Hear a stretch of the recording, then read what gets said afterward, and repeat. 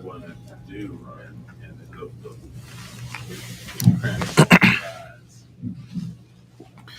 Alhamdulillah Rabbil Alameen. Sallallahu wasallam ala Nabina Muhammad wa ala alihi wa ashabihi ajma'een.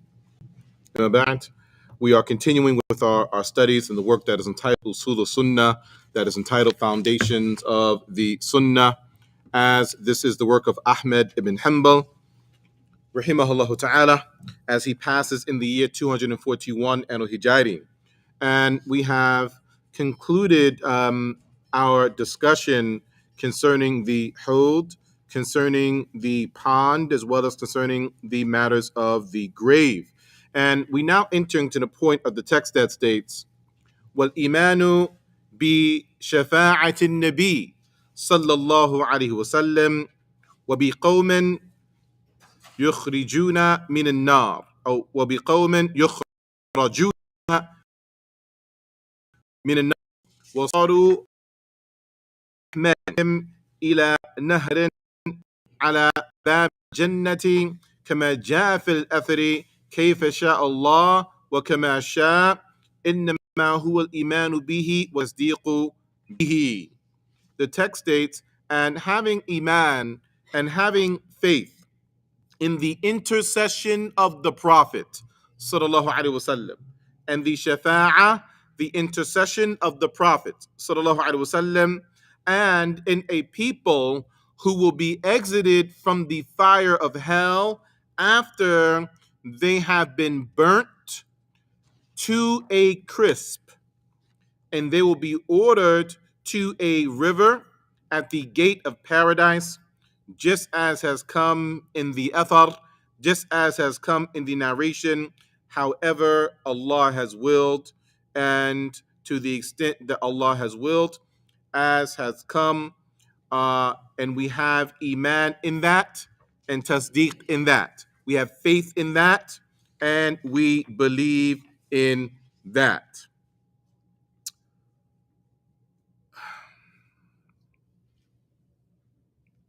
In order to speak about this this topic properly, we actually need to know what shafa'ah is, what intercession is. So we'll ask that question. What is intercession? What is it? What do we think? Yes. In the case of Muhammad Sallallahu Alaihi Wasallam. Allah will allow him Mhm. to intercede for you with respect to his mercy. Good. So intercession is to leverage your status with someone or someone's in order to assist another person that wouldn't normally have access or the opportunity to interact with a particular party, right? That's intercession. That's interceding on behalf of someone else. Good.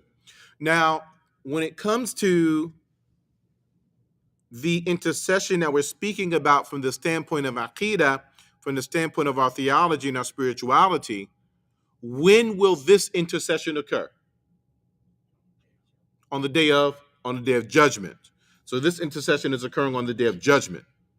Now, in this life, in worldly matters, there is an intercession that can be practiced, and we're encouraged to do so. For example, if there is an individual who is looking for access to have a business meeting with a particular party, but the person that's looking for that access to have this meeting with this business party doesn't have the relationship to have that access in that meeting. But this person knows someone else, and this someone else knows that person, has a relationship with that person, and or can have some leverage over that person. So then this person leverages that status and relationship to say, listen, I would like you to meet with this person here. I think it would be good if you two got together and spoke. That's shafa'ah. That's intercession, right? We do this all the time. Person's looking for a job.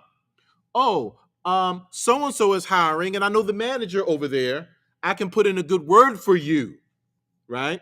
And now because you put in that good word because of who you are, you leverage your status, and now the manager, the supervisor is going to give more consideration to hiring this person when potentially otherwise this manager would not have.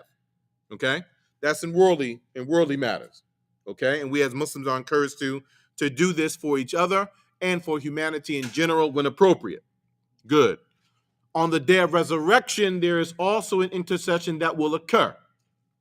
There is intercession that is specific to the Prophet Muhammad sallallahu alaihi wasallam, and there is other intercession that is open more broadly for the truthful, for the martyrs, for scholars, for the righteous and the believers at large. Okay. Now, what would one be needing to intercede for another for on the day of resurrection? Because this person is now leveraging his or her status and access in order to assist another, right? So what's going on that this is even something that's taking place? People are going to paradise or hell. Good. That's happening. So how does intercession come into play? Yes. I think that intercession is like I'm pointing at this guy. Okay. I know he made his prayers. You know he made his prayers. He prayed. Diego prays. Alhamdulillah. And I seen him at giving charity, and I seen him calling Elon. Mm-hmm. So he should be up there higher. He should be up there higher. Yeah. Okay. So you're gonna ask him. No, I'm just telling Muhammad So I said, okay, the Prophet sallallahu. Okay. Intercede for another brother. Yes. It's just like I'm telling you, the employer, that this brother is a good employee if you hire him. You know. Right. Okay. So I'm saying that intercession is like brothers or people telling Muslims telling other, Muhammad Sallallahu that maybe you should intercede for this brother because he did significant charity or something significant within the faith. Okay, good. All right, so Yom Qiyamah, Diego, you gotta Sheikh Hamza coming. Huh? Maybe Sheikh Hamza, we have to intercede. You intercede for all of us on their resurrection, maybe, huh? I need intercession. Okay, so there's intercession where we're in the right lane. We're in the right lane. So there's intercession that's specific to the Prophet Muhammad sallallahu alaihi wasallam, and there's intercession that can be available for the rest of the Muslims. What do we think is the difference between those two? What's the intercession that might be specific only the Prophet Muhammad sallallahu alaihi wasallam can intercede in these matters? Like what? Is that the difference between tawassul and wasila? Okay, good. Keep going. No, because wasila is specifically for Muhammad. Wasila is particular to the Prophet sallallahu alaihi wasallam. True. And tawassul is like when on a lower level is when let's use the uncle of Ibn Abbas. Okay. When during their time when they wanted to pray for rain to Allah, they would go to him and ask him to pray to Allah for rain. Right. That's tawassul. Okay, good. All right. So let's look at it. Intercession can be divided into 7 different types. 3 of those types are particular to the Prophet Muhammad sallallahu alaihi wasallam, and the remaining 4 can be open to those who qualify. So let's walk through. The first of the intercessions, and the intercession, there are hadith that have reached the level of being mutawatir in this regard. A hadith that have reached the level of multiple source transmission, incontrovertible. Okay. So we have many Sahaba narrating these particular prophetic traditions, is what we're saying. Firstly, we have the shafa'a of faslul qada. Now, once there's the resurrection, right? There's the bodies have been reanimated and such, right? And now it is the last day, the day of resurrection. It's happening. What are some events that are going to be taking place? What's happening to this point? We're resurrected. We're back on earth now, right? For those of us that have passed away, right? We're back. All of us are here. What's happening on the earth? Going to stand for a period, long period, right? The equivalent of 50,000 years, that the length of that day. What's going on? What's happening though? What are we coming into? We're resurrected now. What's happening? Yom al-Qiyamah. Good. What's happening? Good. Yom al-Qiyamah, right? The day of resurrection, or Qiyamah from standing, the day of standing, right? But what's happening? Okay, we're standing now. It's a long day. What's taking place? The presentation of records, weighing of deeds. Before that, before we get to that's the hisab, that's the account, right? So we're between the resurrection and the account, there's some things that are taking place. Sweating up to our necks. May Allah protect us. Hopefully not us. Huh? Good. So why are we sweating up to our necks? Because of, okay, good. The sun will be much nearer to us than it is right now. Right? Okay. All of these things taking place, right? The sun and the moon becoming intertwined, right? What we call the sky is being cleft asunder. The sky, what we call the sky or outer space, gets rifted open. Space splits open, right? And now the angels are coming through, right through these spaces, right? Okay. And are there certain punishments that are taking place? How are people being resurrected? What state are we being resurrected in? Right, good. Some people will be resurrected, and they'll be resurrected, made to walk on their faces in humiliation. Good, keep going. Some people, their hands will be tied around their necks. Some people, their hands tied around their necks. Okay, there will be so much fright and terror on this day, it will be enough to make a pregnant woman drop her load. Just the experience of the day of resurrection will be enough to make her deliver. A young child, turn the child's hair white, right? You're the person that you've been with for your entire life, your loved one, right? Your spouse. I don't have nothing. I can't, right? Your own children, you running the other way. You just worried about yourself. There's so much going on, right? Okay. Once the trumpet is blown, yes. But now the trumpet will be blown either 2 or 3 times, depending on how we look at this particular issue, right? But nevertheless, because we're not there, at the end of that discussion, the trumpet will be blown. That will signify, right? Well, that will signify a resurrection. The trumpet will be blown, and it will signify the commencement of the account, right? The commencement of the account, but 2 or 3 times, right? 2 or 3 times, right? So, in any regard, and in moving forward, we don't want to go off into that. That's another tangent. We want to stay on intercession, on shafa'ah. So, all this is going on. The first intercession, yes. Answer that question. Okay, go ahead. Okay. Is the people will go to Adam first, and then successive prophets after that to begin the resurrection. I'm sorry, to begin the day of judgment. To begin the judgment, right? This is the first intercession particular to the Prophet Muhammad sallallahu alaihi wasallam.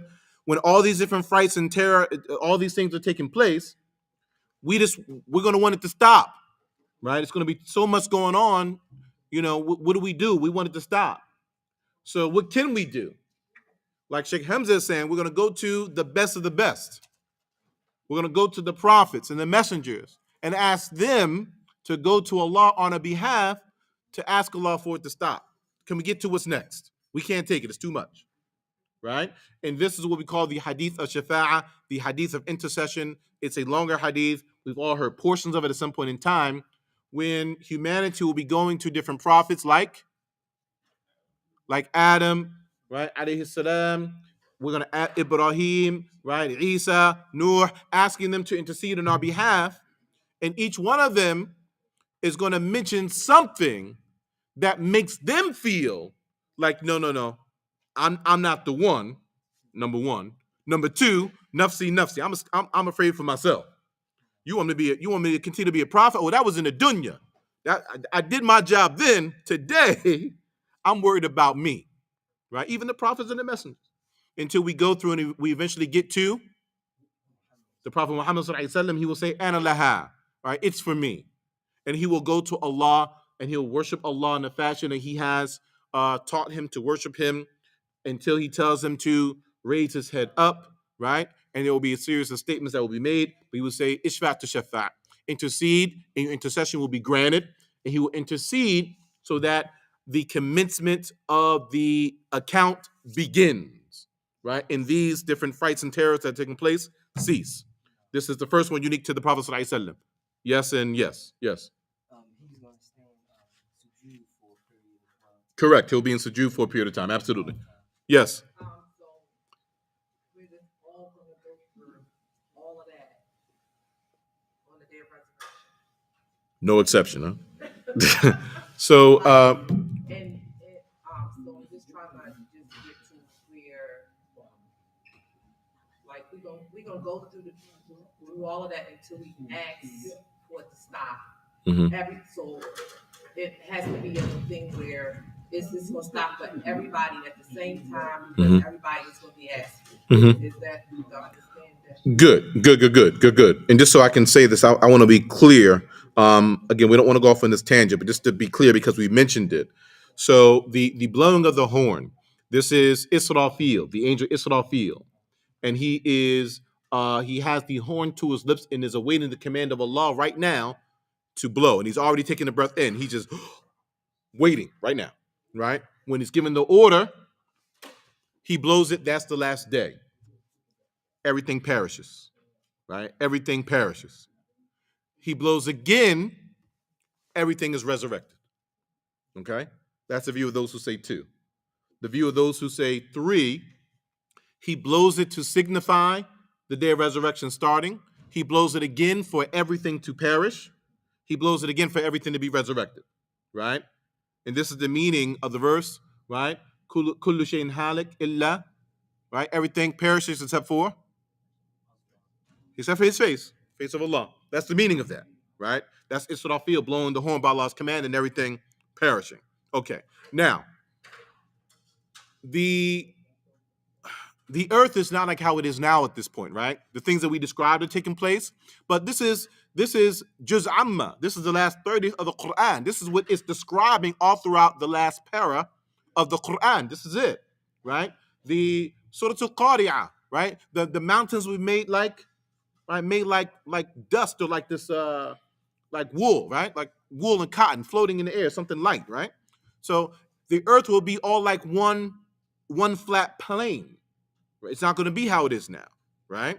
And then all of humanity, right, resurrected on this earth. Now, everyone is going through this experience at this time.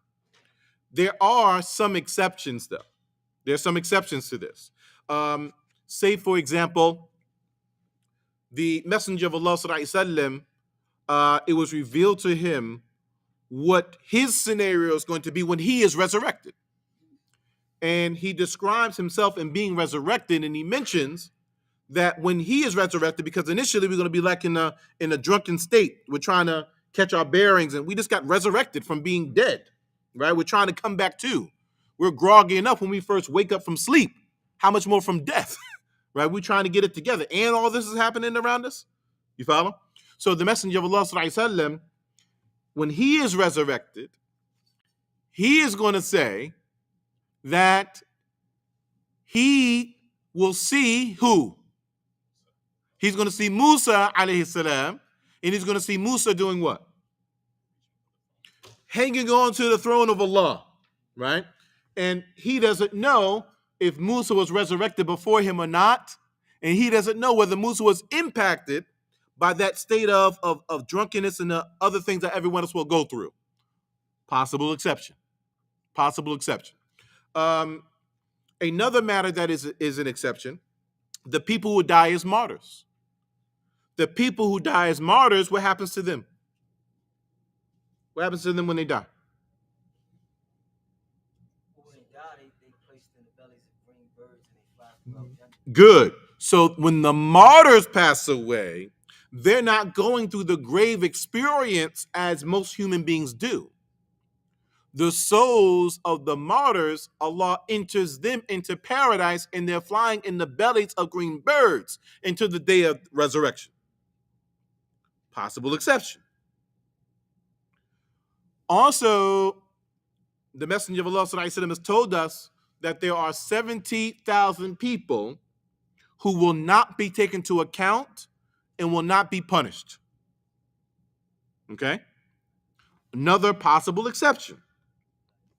So, what are some examples of reasons that a person can seek martyrdom? Because whether a person is actually a martyr or not is between the servant and Allah. We only know what is apparent to us, right? Based upon a person's circumstance.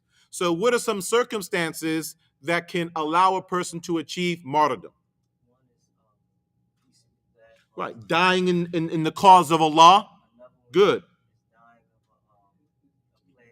Dying of a plague, also dying of some form of a stomach ailment, right? Dying on the day of Jumu'ah. Okay, go ahead. Drowning, right? Dying by fire. A wall or a building falling on you. All these are means of seeking martyrdom, right? So now, if their martyrdom that they're seeking is accepted, now they're in paradise. They're not experiencing all of the joys and delights of paradise, but they're in paradise in the bellies of green birds for whatever that means in that particular realm. Okay? 70,000 people will not be taken into account. Won't be punished. Like, what are some of their qualities? What are they doing? Like Surah Al-Fatiha. The 10 people that are promised paradise. Okay, keep coming. So they have 4 characteristics. 4 characteristics. Hadith comes to Bukhari and Muslim. It's the renowned hadith about Ukasha ibn Mihsan when he is promised paradise.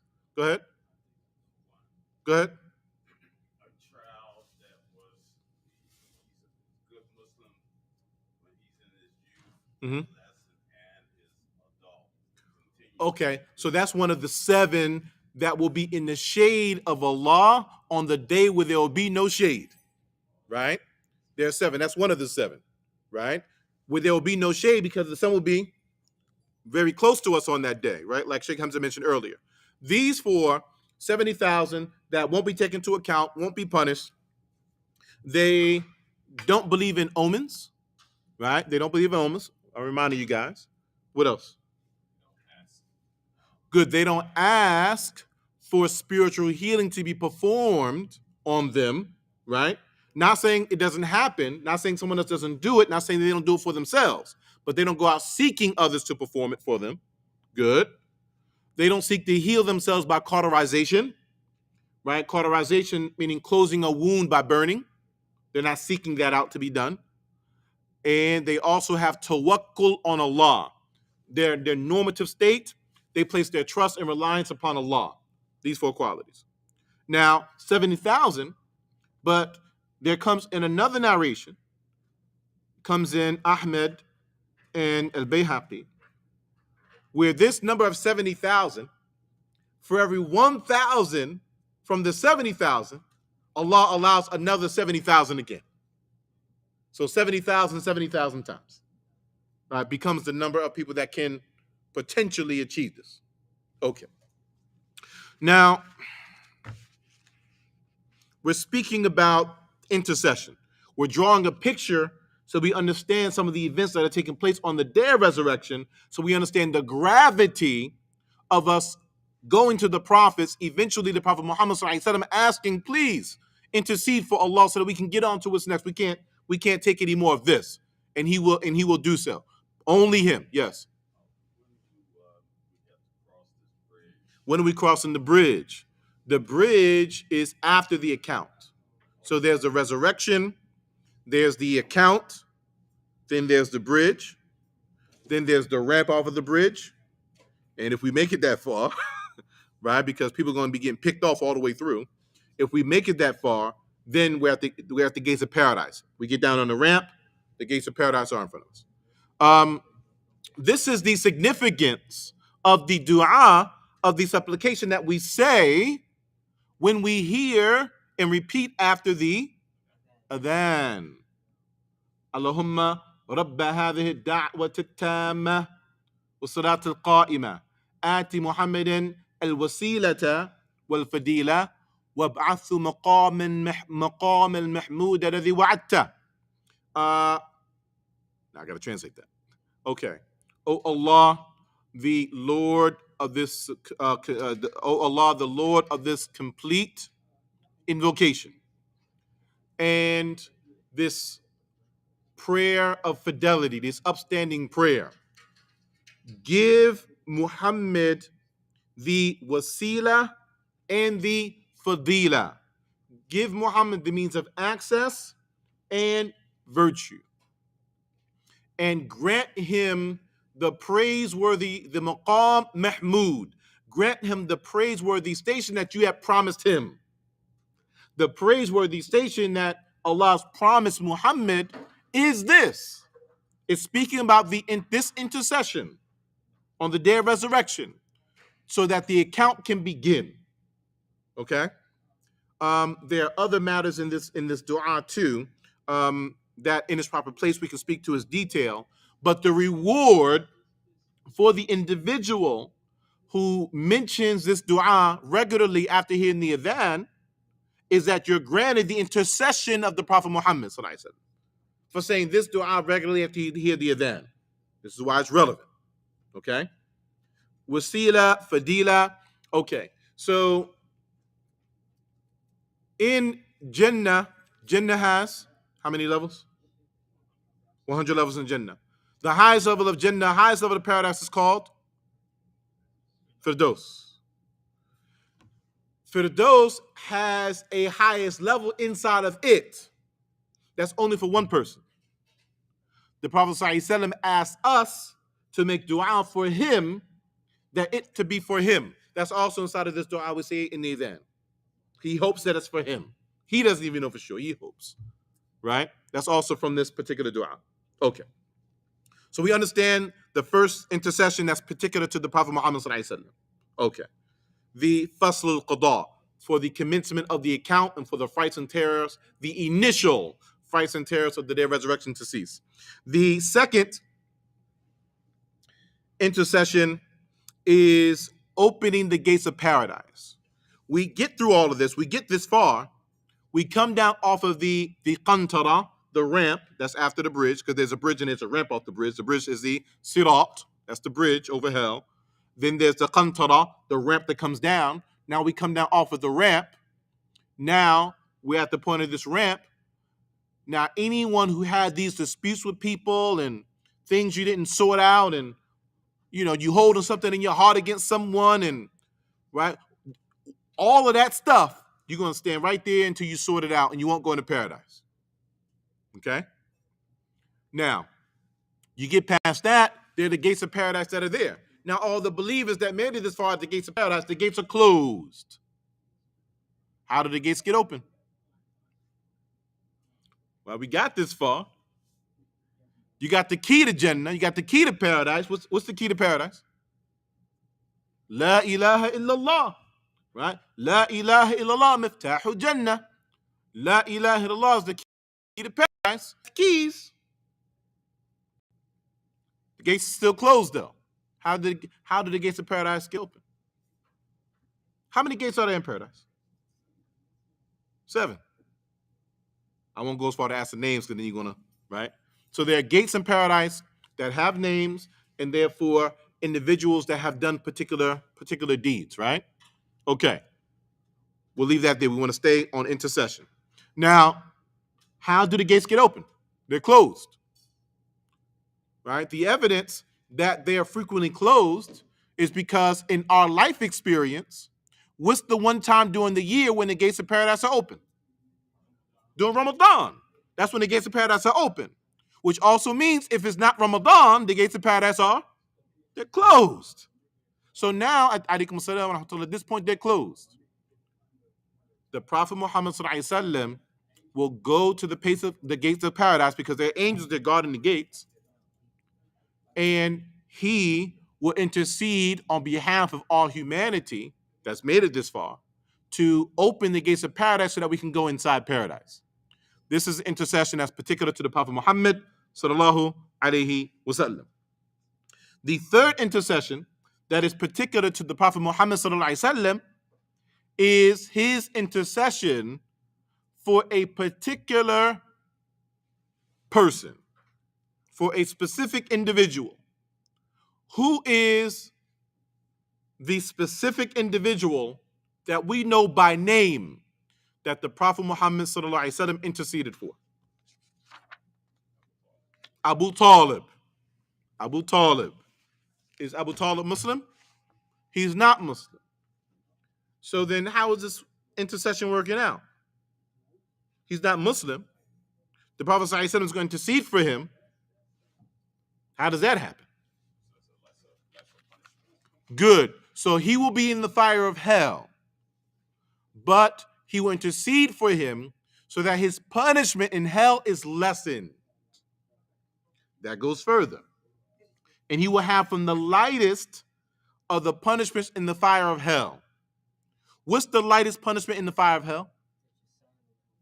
Good. That we're wearing some form of footwear that are so hot that it causes our brains to boil.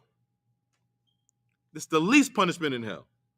And this person will believe and think they're receiving the worst punishment when in fact this person is receiving the least.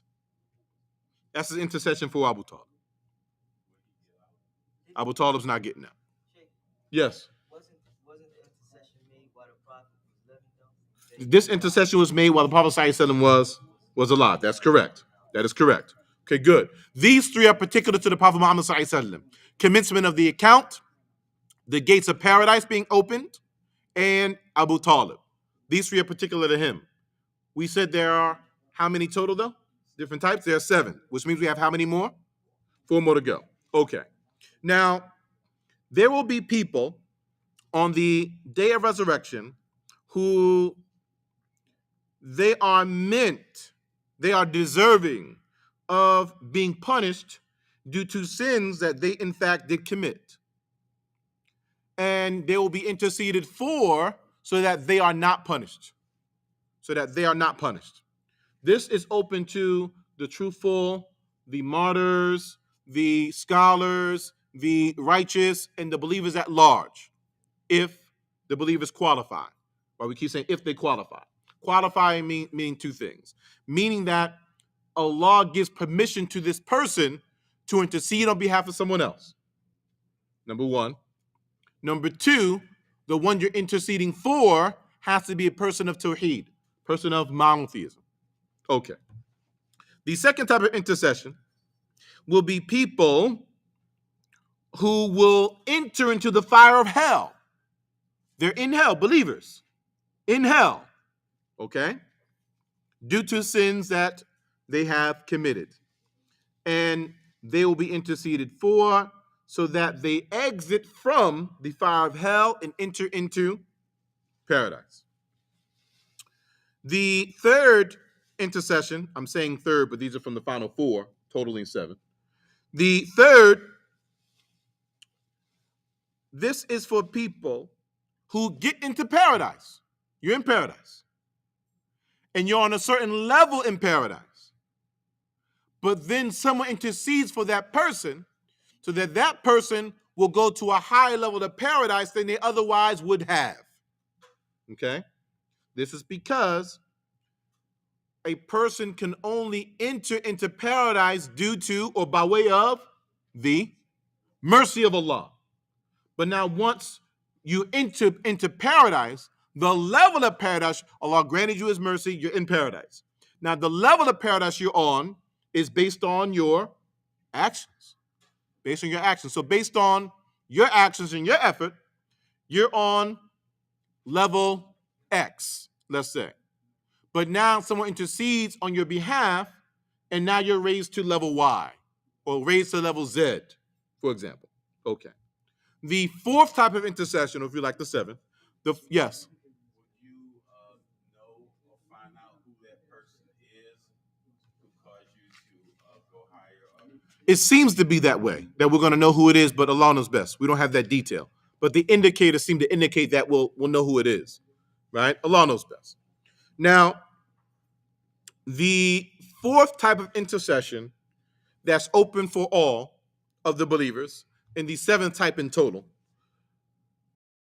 is for the people of A'raf.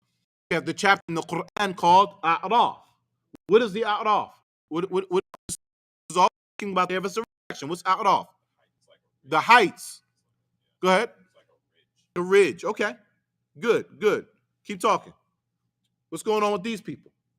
It's like they're like in between. They don't know what they don't know if they're going to Jannah or if they're going to the fire. Good. They're in between. They don't know whether they're going to paradise or hell. Why are they in between?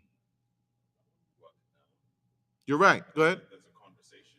People of Jannah will, I think, go ahead. Assume that they should be in the fire. They're like, why are you all up there? You should be, right. Going to the fire. Okay, good. But somehow they'll be interceded for. They'll go to Jannah. Okay, good. Now, we spoke about the scales and the details of the scales, right? So our deeds will be weighed on the scales.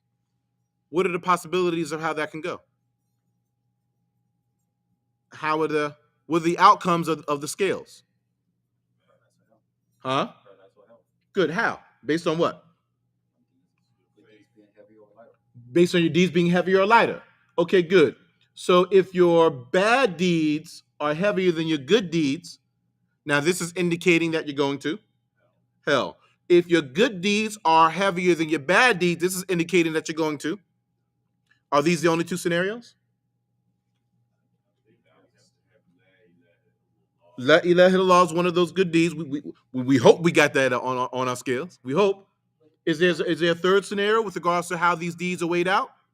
Oh, there'll be some people that their bad deeds and their good deeds are equal. Okay? There's this scenario too, right? May Allah protect us. Well, we want the heavier good deeds. If we gotta have the bad deeds, if we gotta have them, we want our good deeds to be heavier. Right? We hope we're in the scenario that if we have bad deeds, we repented from them so that the angel never recorded the bad deed in the first place. Right? We hope we're in the scenario that if we have those bad deeds, that Allah changes our bad deeds into good deeds. We hope we're in the scenario that if we have good deeds, Allah multiplies our good deeds for us. Now we hope, right? But there are people that get past all of that and their bad deeds and good deeds are still level. Okay? Now these people don't know which way they're going to go. Now they're stuck, right? So now these people can be interceded for so that they go to Jannah, so that they go to paradise. So there are a lot of different scenarios in what's taking place. So now when you hear the shafa'ah, when you hear intercession, all of this is what's taking place. And this is an encouragement for all of us to strive to be as righteous as we're able to be so that we can assist as many of the other believers as we're able to. And if we fall short of the mark because we've encouraged so many of the other believers, maybe those believers will intercede for us. You follow? Okay. Sheikh Ahmed al-Najmi, rahimahullah ta'ala, may Allah have some mercy upon the soul, he's passed some years ago now. He mentions an interesting point here concerning the text. Because there will be people, believers, that will enter into the fire of hell, and when they exit from the fire of hell, they will be scorched they'll be burnt to a crisp, right? Like a burnt piece of steak or something like that, right? This is scorched, right? Leave something on a grill for way too long. You know what it looks like. Okay. They will then be ordered, Ahmed ibn Hanbal states, to a river. This river is called Nehru Hayat. It's called the river of life. And it's in front of the gates of paradise. So somewhere between the Qantara and the Abwab al-Jannah, somewhere between the ramp and the gates of paradise, before the gates of paradise, there's a river. It's a river of life. And these people that are coming out of the fire of hell, they're coming out of hell when? after everybody else has entered into paradise already, because they didn't go to hell. They went to paradise.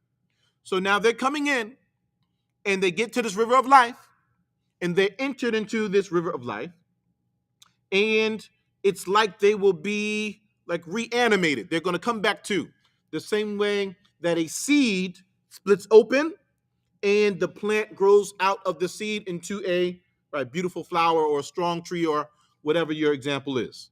Okay, and then they will enter into paradise. Now, this scenario, though, and this is established by way of Hadith and texts and such, right? This scenario, Ahmed al-Najmi extracts from this something interesting. He says, this seems to be indicating that those who will be punished from the Muslims will die in the fire of hell. Will die in the fire of hell. Now, can we say this conclusively? Allah knows best. It's matters of the unseen. But he says it seems to be indicating that these Muslims who are punished in the fire of hell will die. As for other than them, then they will neither die, they will neither be in a state of death nor life. And the river of life will bring these dead Muslims back to life again, and then they enter into paradise. Okay? This is an interesting detail. If it is this way, again, matters of the unseen. These are just indicators. If it is this way, because if a Muslim enters into hell and is punished in hell, but then dies from the punishment, that's actually a mercy even in the punishment. Because after you've died, I mean, that's it. Right? Now, as for the state of everyone else, they will be in a state of non-life and non-death. You're not dead, you're not alive. You just experience punishment and torment, pain, you're suffering, grief, nonstop, forever, right? So that every time for them that you're burnt down to a crisp, Allah then will reanimate them and grant them more flesh so that they can get burnt all over again. You follow? The size of the molar tooth of a kafir in Jahannam will be the size of Mount Uhud. Size of the tooth. So then how large is the person in hell? To have that much more flesh, that much more nerves, to experience that much more pain and suffering. Right? You ever hear the term hit a nerve? We all getting a little older now. Sciatica nerve or something like that. Right? You get a bad toothache, it can get unbearable. Right? Allah gives you more nerves. It makes you that much larger. You can't handle a little small toothache. You need a root canal. Right? Let a nerve in your back go out. Right? You drop into the ground. You can't get out of bed. What are we really going to do with that? What are we really going to do? Right? The flames have sparks, right? Flames have sparks. Now, it makes me wish that Sheikh Mustafa was here. He could really talk to this topic, right? But flames have sparks. Sparks have a tendency to be larger or smaller than the fire and the flame itself. Smaller. The size of the sparks of the fire in hell are the size of palaces. We can't really conjure this, right? The deeper you go into the fire of hell, the deeper the punishment. One time, the Prophet ﷺ was with the companions, and they're sitting outside, and they're going through their normal discourse in their day, and they hear this loud boom crash from the sky. And the companions asked the Prophet Muhammad ﷺ, "What is that?"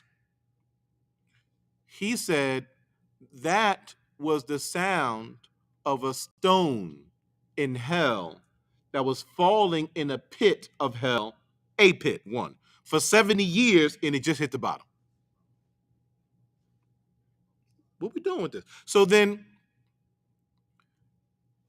the normative state of our existence now is that we have oxygen all around us, right? Air is all around us. We don't see it, but it's there. We breathe it. We function. The normative state in hell, to say we have air all around us, that's all fire. All the time. It's fire, right? Beds made out of fire. right? The hooks and the articles that are used to punish people, that's all fire. You can't. The trees that are there that bear fruits that we're going to eat are going to have spikes on the fruit. You imagine eating fruit that got spikes on it? And you so hungry, and that's all there is to eat. And then every time you eat it, it makes you more hungry. You want to get something to drink, you got to drink from boiling water and pus. That's the drinks in hell. Boiling pus. Pus and blood with boiling water. That's your drink. You drink it, it sears your face to the point that you look like you're smiling because it burnt off all your skin. That's hell. Then, if all this isn't enough, we're not even talking about the strength of the angels inflicting these punishments. It's not like you and I hitting each other. These are angels doing this stuff. So then, the people in hell will climb up to the top and get close to the gate of hell to the point that they think they're going to exit out of the fire of hell. And then when they think they're going to get out of hell, Allah causes them to sink back to where they came from, just so that they lose all hope of ever escaping the fire of hell. There's no hope in hell. Hope doesn't exist in Jahannam. Could we live without hope? So you're not alive, you're not dead. Right? Okay, that's what we're talking about now. Okay? So the people that are experiencing all of this, they come out. They get to the river of life. They get reanimated from all of that and enter into paradise. Okay? Now, if it is the case that the Muslims who are entered into the fire of hell are caused to die so that they no longer experience that till the time for them to come out, that death would be a mercy for them. That death would be a mercy for them. But we ask Allah that He grants us more of His mercy, that we never even have to get that far, go anywhere near, right, the fire of hell, or even experience its wind, right? Because there are people in the grave that will feel the heat, right, and the brush and the burn of the fire of hell from inside of the graves. We don't even want that. We ask Allah to protect us. Okay. So now we understand what Ahmed ibn Hanbal is speaking about here. We continue. وَالْإِيمَانُ إِنَّ الْمَسِيحَ الدَّجَّالِ خَارِجٌ مَكْتُوبٌ بَيْنَ عَيْنَيْهِ كَافِرٌ وَالْحَدِيثُ الَّتِي جَاءَتْ فِيهِ وَالْإِيمَانُ بِإِنَّ ذَلِكَ كَائِنٌ. And having iman, having faith, that the al-Masih ad-Dajjal, that the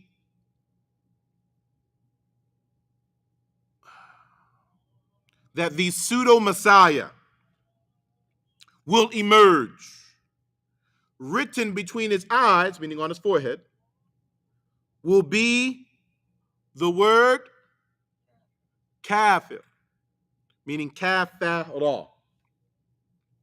And the hadith that have come concerning this, and having iman, having faith that this is a reality. This will be, it will occur. Okay. Actually, before we talk about this, why is Ahmed ibn Hanbal rahimahullah ta'ala mentioning the intercession and the events that are going to occur with the intercession, and people going to hell and people coming out of hell and being the river of life? Why is he mentioning all this?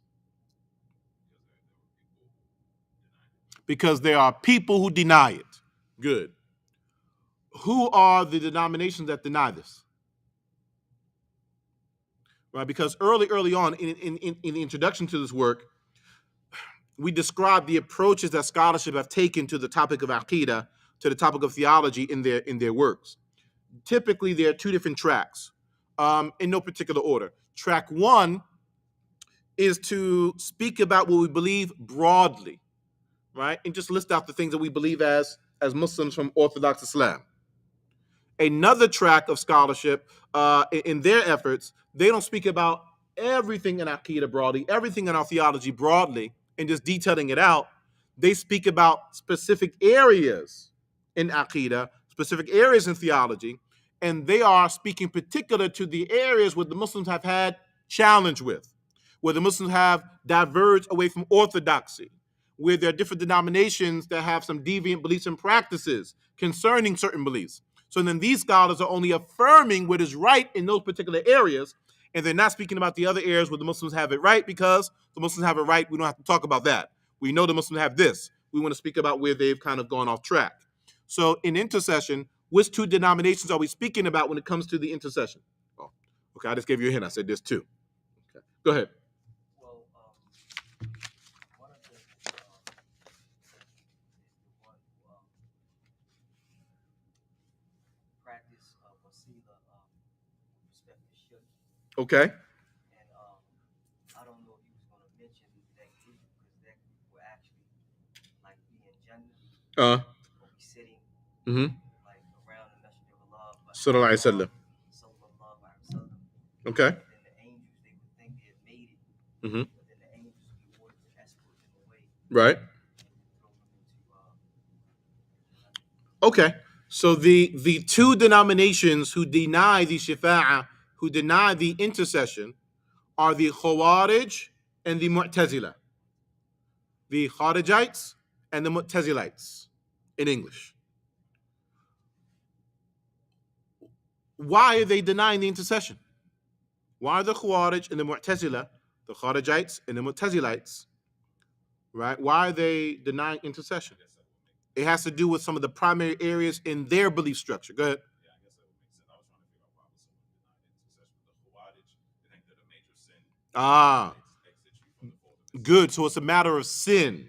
It's a matter of how we understand sins. Good.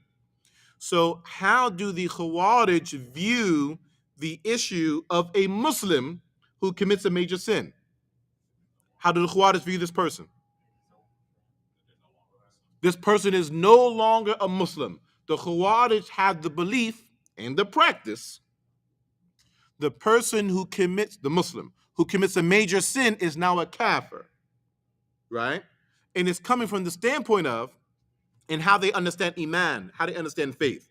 In their belief, if you have iman, if you have faith, your faith is so powerful that if you have it, it's no longer possible for you to commit certain sins. You can't do that, whatever that is, right? Plug in whatever major sin you want. You can't do that and have iman. You did that, you can't believe. It's not even possible for a Muslim to do that. You gotta be a kafir if you did that. That's their standpoint. That's the line of thought. Does that make sense? So now when a person commits a major sin, this person is a kafir. And now we know that the kuffar, the people that actually die upon kufr, right? Not in what is apparent to us, but their actual state with Allah, because those are two different things, that person will end up in hell for how long? Ever, right? Forever, right? Okay, good. So now, once the Khawarij have taken the Muslim and placed the Muslim in the category of a kafir, this means that this person now is going to hell forever. So they can't believe in intercession for Muslims who commit major sins. But that's actually one of the points of intercession itself for the Muslims who committed major sins. So we see where they get off track there, right? Okay, good. Now, the Mu'tazila, how do the Mu'tazila, and Mu'tazila, they're often they're rationalists, right? They're going to take reason over revelation. And they're only going to understand and accept revelation if it is reasonable, right? To one's rationale or to their rationale. And they have principles and logic that they base their rationale upon. It's not just random thought, right? It goes back to Greco-Roman principles of logic, right? As a field of study in the science, right? But that's another discussion. And this has a lot to do with philosophy and things like that. That's another discussion. How do the Mu'tazila view Muslims who commit major sins? They're the opposite. Go ahead. That's the Murji'ah. They're coming. Murji'ah coming soon, inshallah. All right? Coming to a theater near you soon. Okay, go ahead. Mu'tazila. Hey, you have the Sunnah. We in the fight, right? We stand up, we defend the Sunnah. Okay, Mu'tazila.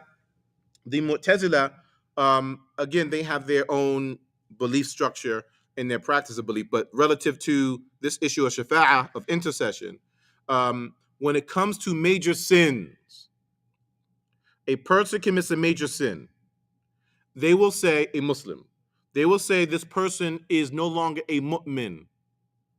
Just like the Khawarij say this person is no longer a mu'min. However, the Mu'tazila will say this person is also not a kafir. This person is no longer a mu'min, nor is this person a kafir. You're not a believer, you're not a disbeliever. So then what are you?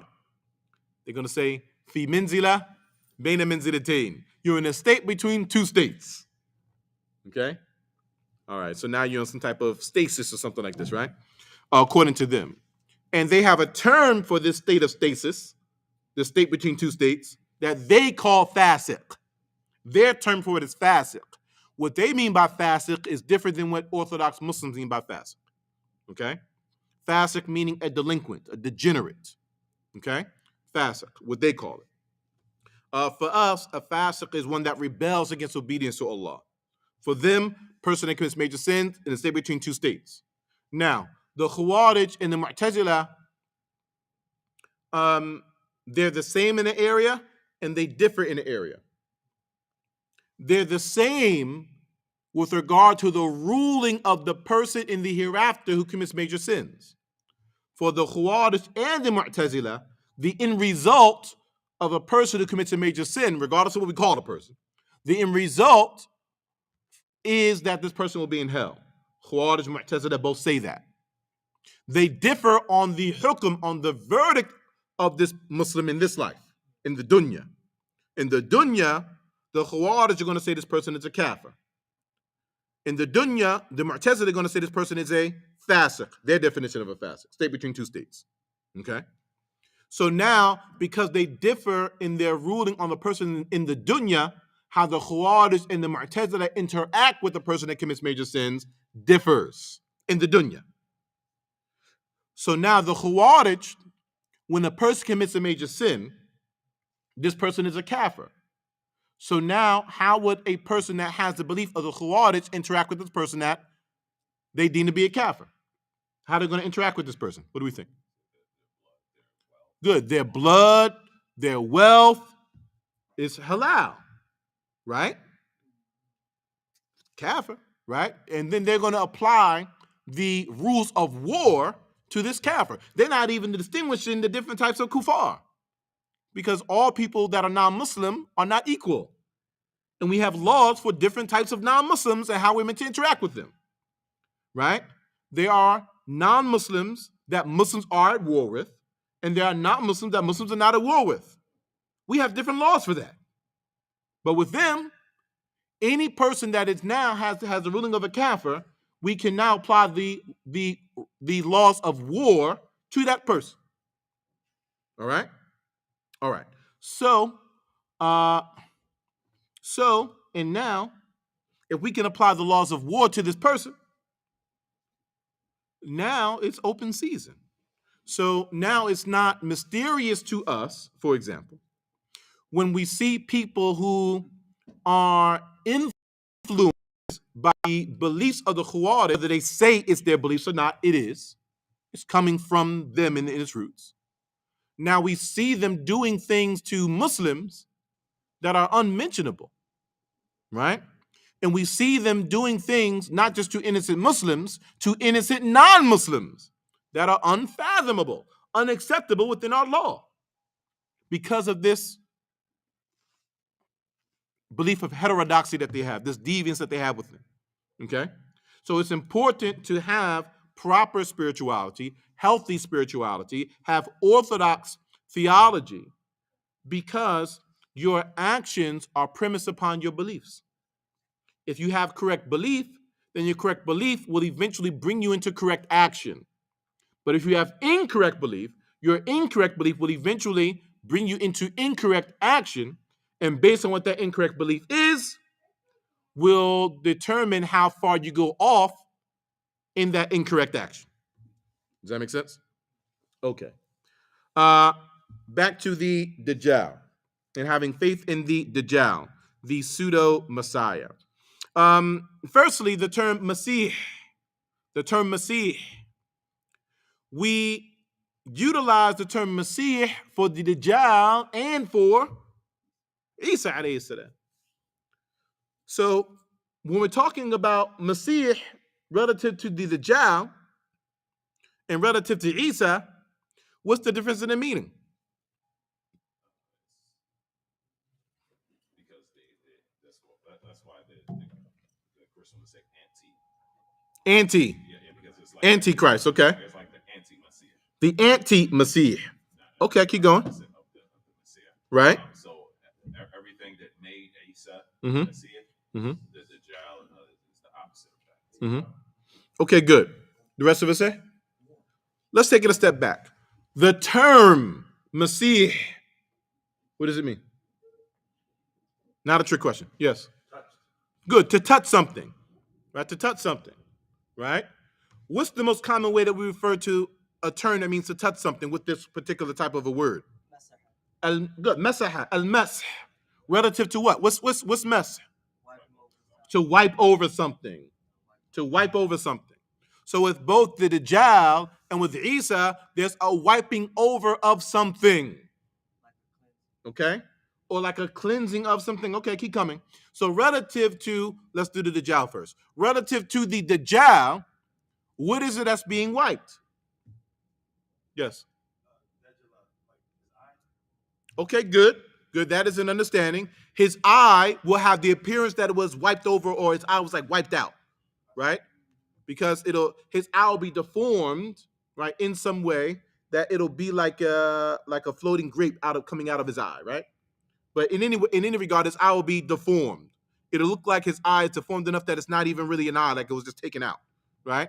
Okay, good. That is a proper understanding. Another understanding is that he will wipe over the entire earth, right?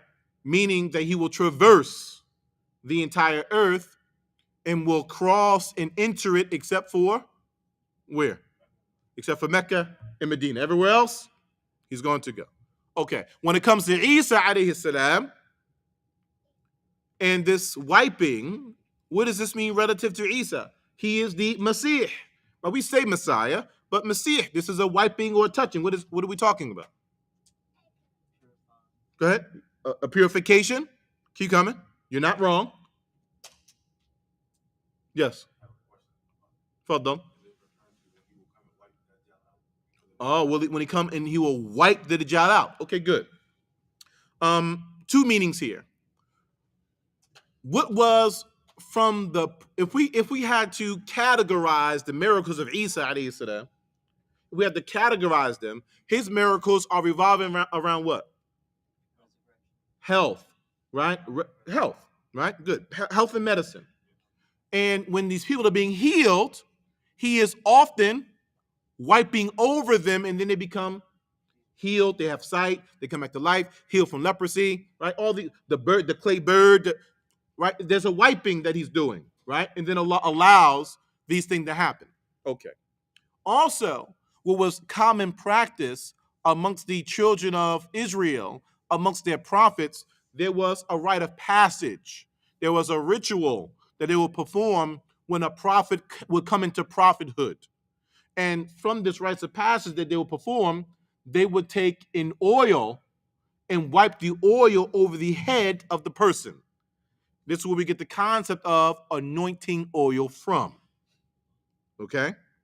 And Isa was from those that they wiped the oil on his head as he's coming into, right? He's coming into prophethood. And the society is acknowledging that, or aspects of society, because they all didn't believe in him, right? But they're acknowledging that. This is the meanings, right? These are the meanings of Messiah. As for the term Dajjal, what does Dajjal mean? Dajjal itself, right? Yes. Like liar, deceiver. Good. We agree? We disagree? Huh? So he is a deceiver. Go ahead. Imposter. Okay. Provocateur. Huh? Okay. So, كل من يلبس الحق عن الناس Dajjal, right? Okay. So everyone who covers the truth from the people can be considered a Dajjal, right? So this is the meaning of Dajjala, right? To cover the truth from the people. This is the meaning, okay? And this is why the Prophet ﷺ told us there will be 30 minor Dajjals, right? Not because they're like the Dajjal is going to come at the end of time, but there will be people who will know truth, but they will cover up the truth. The same way that we wear clothing to cover our bodies. They will cover the truth and put on clothing of falsehood over it, right? So there's truth there, and the people like this has got to be true because I see truth, but then they cover with some falsehood, right? So that now I have to comply with this because it's true, but what I'm complying with is not true because of all the falsehood that's present there. Yes? You said I didn't hear you. What you said? Okay, good. Does that make sense? So the Dajjal is called the Dajjal. How is he covering truth with falsehood? What is he doing? That he's called the Dajjal and he's covering truth with falsehood at the end of time. What is he doing? Yes. Allah by his permission allow him to bring certain phenomena what people consider merges out like a miracle. People are seeing these wonders happen. Good. They will be led to that. Good. And it'll be his right eye, by the way, right? It'll be his right eye, right? Actually pointing to my left, but I guess my left is your right, right? So it look like you're right. But this is right eye. Okay.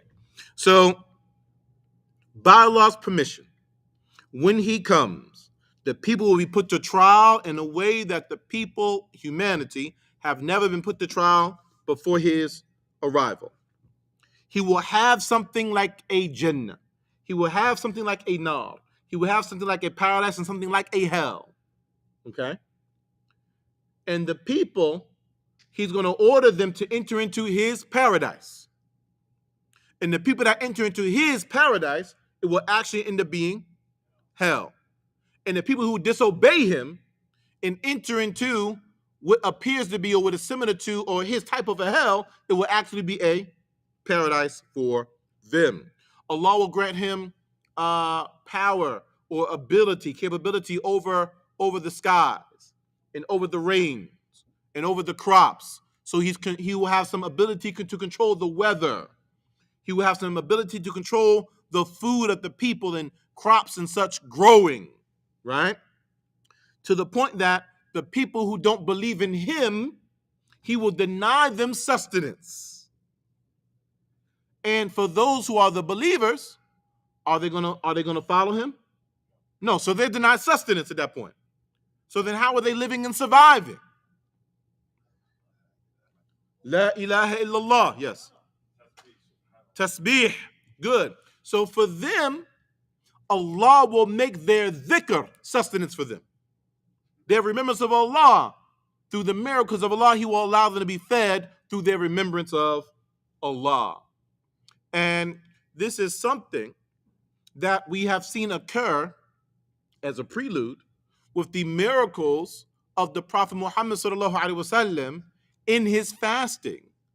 When the Prophet Muhammad sallallahu alaihi wasallam was fasting, his fast wasn't necessarily like our fast at all times. We have a limit to how long we can fast. We're supposed to stop fasting when?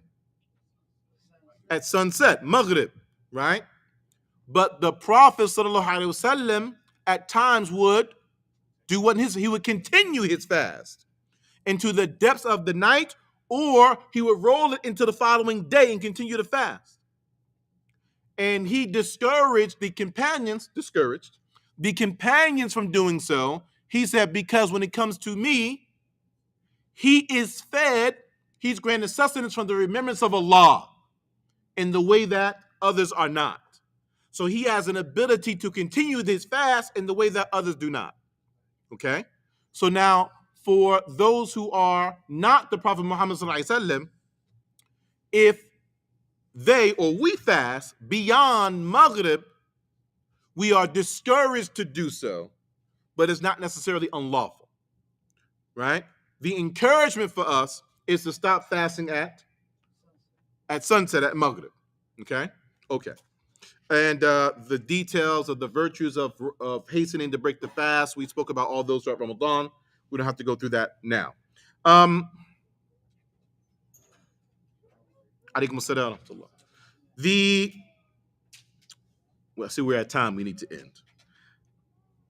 The Dajjal, in eventuality, he will get to the point where he claims to be, he's going to claim to be the Lord of the people, right? A righteous man first, then a prophet, and then he will claim to be Allah. He'll claim to be the Lord of the people. Okay. We'll give one prophetic tradition, and then we will stop here, inshallah. The Prophet ﷺ, he states, there is no prophet except that he warned his people from the Dajjal. And I will share a word with you that no prophet has ever shared before me. Innahu a'war, aynuhu ayyumna. His right eye is a'war. His right eye is deformed, just as though it is a floating grape. وَإِنَّ رَبَّكُمْ لَيْسَ بِأَعْوَرٍ. And your Lord is not a'war. And your Lord is not one-eyed, with one deformed eye. Okay. We're going to give you a point in Aqidah here, and a point concerning Asma wa Sifat. All right? In the Arabic language, this phraseology, laysa bi a'war, and he is not one-eyed, is never utilized except with something that has laysa bi a'war, and he is not one-eyed. So the phraseology, he is not one-eyed, because the Prophet ﷺ is stating, وَإِنَّ رَبَّكُمْ لَيْسَ بِأَعْوَرٍ, and certainly your Lord is not one-eyed. This phraseology, he is not one-eyed, this negation is only ever utilized to affirm, go ahead. Allah has no defect, correct. True. And Allah has more than one eye, correct. That Allah has two eyes. So this phraseology is never utilized to negate, except that it is affirming two eyes. So by the Prophet ﷺ negating that the Dajjal